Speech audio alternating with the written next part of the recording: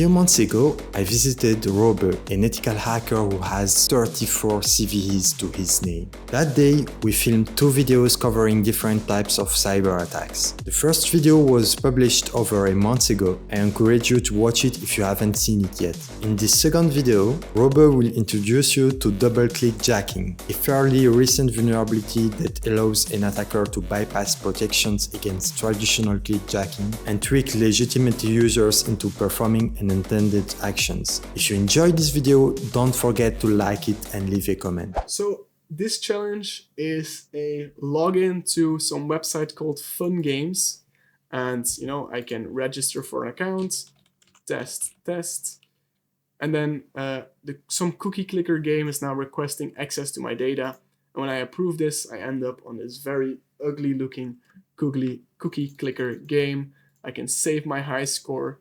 I can apparently share my clicker with other people. I can also report my clicker to the administrators. So that's something interesting going on here. If I open this in a new tab where I'm not logged in, then we see that if we open the game that we get automatically redirected to the login page and that we can log in once again. We have to approve and then we get to the cookie clicker game. So there's 2 domains here. There's the game and then the auth server, and this is using OAuth quite clearly, which we can see that because if we open the game, then we get redirected to an authorized endpoint with a redirect URL, and we'll just quickly copy this in a terminal so it's quite big to see. So we have a client ID, cookie clicker, a redirect URL, and then a response type code. So this is OAuth, and OAuth is used everywhere on the internet. It's very, very important that as a hacker, you kind of know how it works. I'm not going to go in depth here, but I do want to show you the OAuth playground because that's kind of how I learned to play around with OAuth. So this is the OAuth 2.0 playground. And here it explains the OAuth flows and all of the ones that there are. So there's an authorization code, which is the one that we are using. And if you click on it, it says, well, before you begin the flow, you have to get a client. So in this case, you get a client ID and a client secret. And then we also have a username. You can then build the authorization URL. And this is what we saw. So we have a URL to an authorization server /authorize with a response type code, a client ID, and a redirect URI, and so on. And that you can then authorize, you can log in and do the whole flow. And this kind of playground explains all the flows you have and how they work and allows you to experiment with them. So I highly recommend anybody looking into this because OAuth is just everywhere. It's important that you know how it works. Now, one of the issues with OAuth that's very common is that this redirect URL here, currently it's pointing to http game.pingdraconian and then /callback. In many cases, you can actually change this redirect URL to any URL you want. And what does that mean? Well, you have a link to the auth server that actually works, but when somebody logs in, you will actually be able to steal their token. And I'll show you how this works. So let me put up a Python HTTP server on port 80 here. There we go. And I'm going to change this redirect URL to be HTTP localhost. And then I am actually going to include game.pingdraconian in here because maybe their redirect URI implementation checks for it, but just checks if game.pingdraconian is in there and not that it's actually the host name of the URL. That should probably work. So let's see. So if I visit this URL, what a secure implementation would do is a secure implementation would tell me that it's going to be invalid because the redirect URI has changed. But in this case, I immediately get the consent screen. And so if I click approve, then I get redirected to localhost, and I can now see in my attacker server that I've received the code of this user. And I can now just use that code. So game.pingdraconian /callback with my code, and make sure to put HTTP in front of it. And then we see that now I am logged in to this account using this code that we stole from the user. So that's kind of how this specific attack works with the redirect URI. What is one issue with this? Well, One issue is that in this case, it needs user input, right? If I send this link to somebody, they will actually need to click the button to actually send me the data. In this case, it's clearly a vulnerability. It's clearly something that shouldn't happen, but we want to steal the flag from the server. So we need some way of actually interacting with other people to exploit this. And luckily there is such a thing. There's this report clicker button, which says we will manually review this clicker when you submit it to /test/ with the URL. So that means that somebody of this website is manually going to look at what I submit. So maybe if I submit a specific URL, they will then visit it, and that way I will be able to steal their token. So we can try that out. We can go to /test URL equals, and then my malicious link here. Let's see what that does. Oh, it opens Google once again. If we go to /test with that URL, oh, and now I close the window. It's the demo effect. Yeah. If we go to http://game.pingdraconian/ test URL equals my malicious URL. Then we see that the test immediately fails. And that is probably because it's only allowed to visit URLs that point to the game itself. So we cannot actually quickly test that out. So if we enter that URL in there, we see that actually the server is going to open a headless browser. I'm now on the server side's end, and it actually opens my web page here. And we can see that it actually asks us to approve. But obviously, the server, they're not that dumb. They're not going to click on this button. They're going to see through this. So we need to find an automatic way whereby submitting a link like this, they would kind of automatically click the button. So it's zero click, you can say. Kind of, but not exactly. And that's because of something I haven't shown yet in the code. Because in the code, if you look at the test function, we see that our URL needs to be valid. So it needs to be a URL that goes to the game in specific. But then also, we need to make sure that it will automatically, and not zero click, but with whatever it already does, exploit it. And you know, this code is made to test a clicker game. So what will it do? Well, it will first log into the game.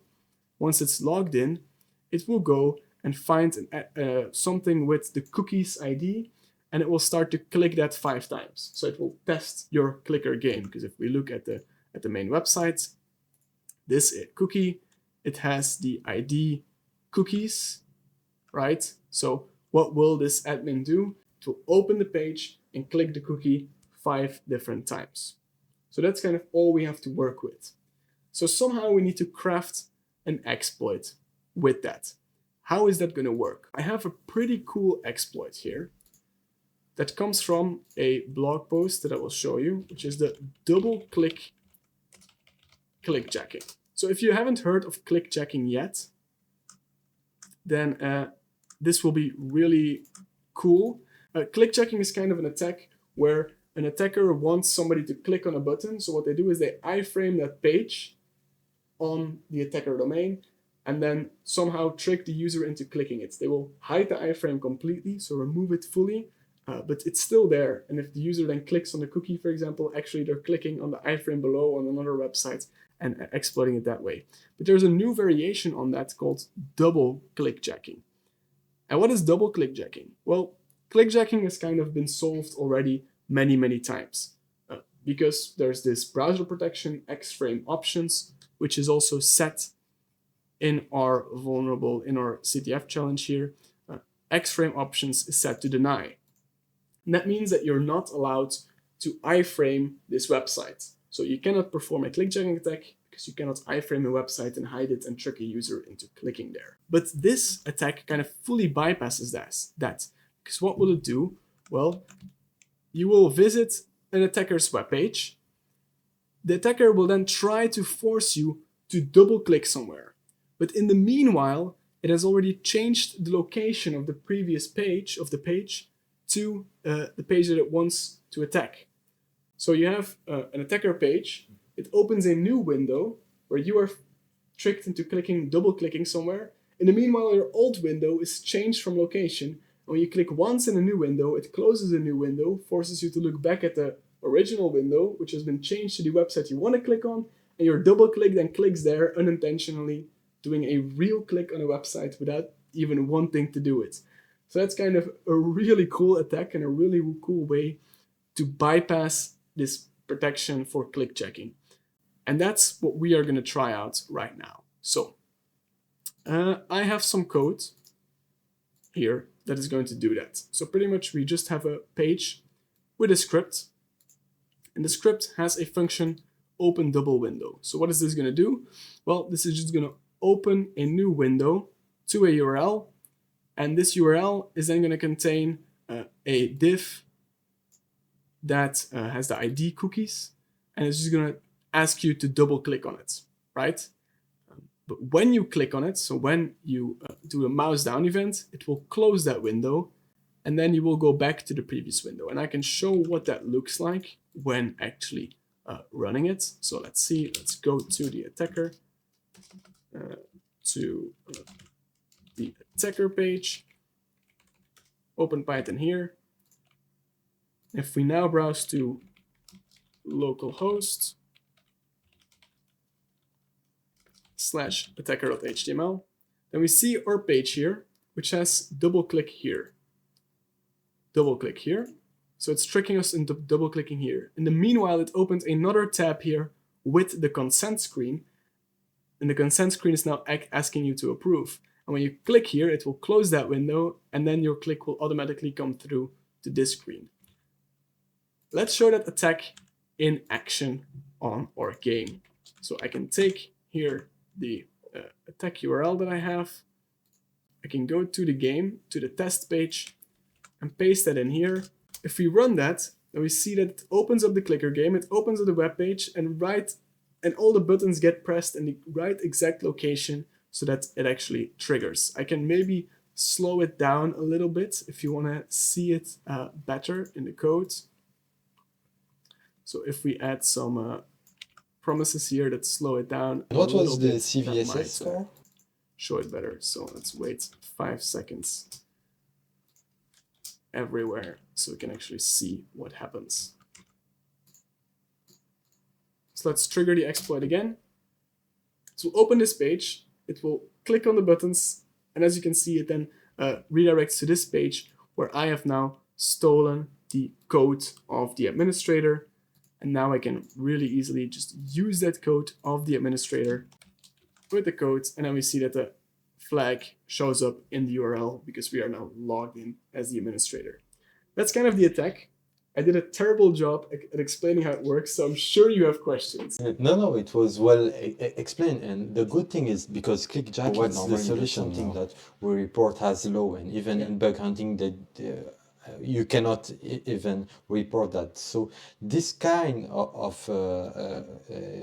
clickjacking is a best way to prove to a client the impact on their application. So for me, it was well explained. If the community has any question, it will be in comment. Don't hesitate. What's really cool about this attack has been proven on a lot of OAuth providers. Like this has been found on the ticketing websites that you use. Maybe the news article mentions some of the places where it was found. Here in this video, we see it working on Salesforce, for example. What was the CVSS score? I actually don't know. I don't know if it was made public what the CVSS, or I haven't seen the CVSS score of it. I would be interested in seeing it. Because that's a good question. But so Salesforce was vulnerable for this. A lot of other OAuth providers are vulnerable to this because there is no real good protection from this. OAuth in particular, you always have this one button where you just have to approve. Mm-hmm. It's one click away, and anything where one click can cause an action can be vulnerable to this. If you have an application that is one click to delete your account, that's vulnerable to this because with the double click, you can just open that page with the delete button, open another window over it, and then click on it, and poof, your account is. The solution is, and it's really messy, to just include some script on your page that is going to detect whenever your window gets shown, and it's going to make sure that first the mouse moves before it actually shows the button. So the button will be disabled until you've actually moved your mouse a little bit so that the website knows, okay, this is a real person using the website and not somebody just automatically instantly clicking the button. So it's a really messy solutions. Yeah. And I think at some point the browsers will come up with an extra protection for this. Maybe a new header that needs to be set, another security header. Because right now there just is no other solution than to just kind of make sure that you think the user has actually moved their mouse and played with the website before clicking the button, which is very messy. But I mean, at this point, the web is just very messy if you look at all the protections we have, so it kind of fits perfectly with all the other attacks that exist on the web. I mean, just look at CSRF, right? CSRF is another issue where the solution was same-site cookies, but then same-site cookies didn't work with OAuth flows like this because cookies had to be sent between domains. So now the browsers have this insane thing where if you don't set same-site on a cookie, they will use same-site none for 2 minutes to allow like OAuth flows to work. But then after 2 minutes, if your cookie has been set, then it will default to lax. Like it's also such a messy solution because the web is so insanely difficult to use and there's so many different use cases that need to be taken into account. So yeah, I kind of like these messy solutions and the way that they work. I make some of these videos sometimes. I post some interesting stuff somewhere on the internet, but you can find me on LinkedIn, on Twitter, on YouTube as Pink Draconian. That's how you can find me. These challenges, if you like them, they were from a CTF that we run every 4 months. It's called the Wiser CTF. It's a CTF where there are 6 challenges and 6 hours to solve the challenges. These were the harder ones. There are easier ones for beginners. So if these were a bit over your head, then check out the Wiser CTF as well. It might be interesting for you to learn some new stuff there.